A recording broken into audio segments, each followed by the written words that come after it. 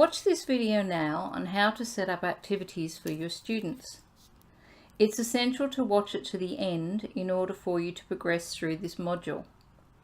Learn how teachers can share activities they've created from the Seesaw Activity Library with their students, and we'll also walk you through how students respond to activities and how teachers can approve student responses.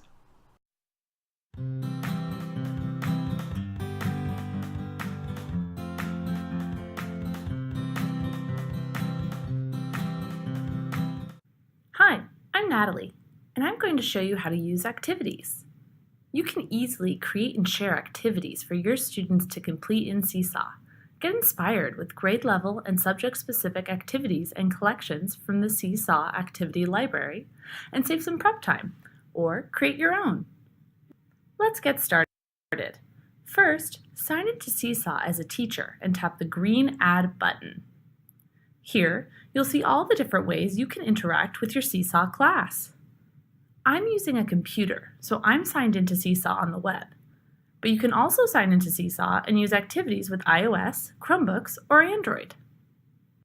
Today, we're exploring the Activities feature, so let's tap Browse Activity Library. Now we're in the Seesaw Activity Library, full of activities created by teachers to inspire student work using all of Seesaw's creative tools. You will notice at the top, you can browse activities by grade level and/or subject area. We are currently looking at 4th grade activities for all subjects. You can browse the activities or look through a suggested Seesaw collection. Let's tap on the Getting Started with Seesaw in 4th Grade collection. These activities were created by real teachers to show different ways Seesaw can be used in our classroom. This Describe Yourself activity looks great. Let's tap on the heart icon in the upper right to save it to our personal library. From here, I can continue to browse the Seesaw library and save all the activities I love to my personal library, the My Library tab, for later use, or I can go ahead and share this one right away. Let's share this right away and explore the share options you can choose from.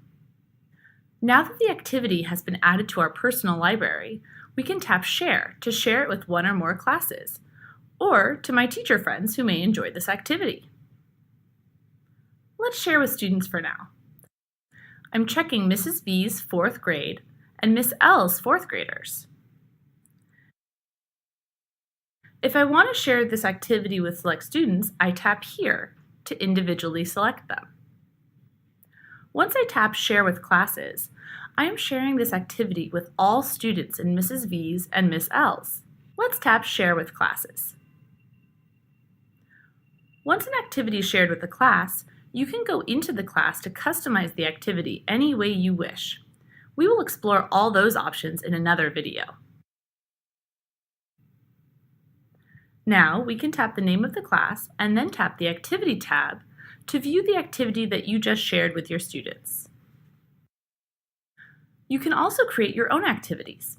To create your own activity, tap the green Add button, then tap Create New Activity. Now we're in the My Library section of the Activity Library. You can see all of the activities you have liked, and if you're using our premium services, Seesaw Plus or Seesaw for Schools, you can also see your activity collections here.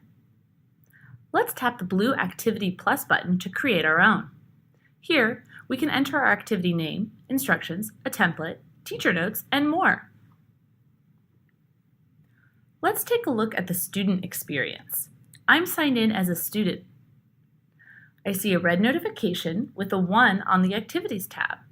That tells me that the teacher has shared one new activity with me. Note that if students sign into Seesaw with a QR code and shared devices, they will not see a red notification. Let's tap the Activities tab to see the activity. When a student views the activity, they can see an example, read the instructions, or tap Play Instructions to hear audio instructions. Let's tap the green Add button to add a response.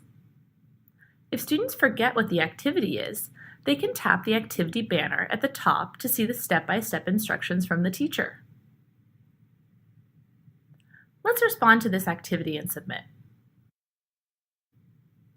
I'm done, so let's tap the green check to send this to my teacher for approval. Once my teacher approves my response, it will be added to my journal. Now, I see my post is waiting for teacher approval. I can tap the Activities tab and see I have no activities waiting for response. I can tap Class Activities and see the status of my response. Now that we have seen the student perspective, let's switch back over to the teacher's view. Now, I'm signed in as a teacher. I can see at the bottom of my screen that I have one unapproved post. Let's tap Review.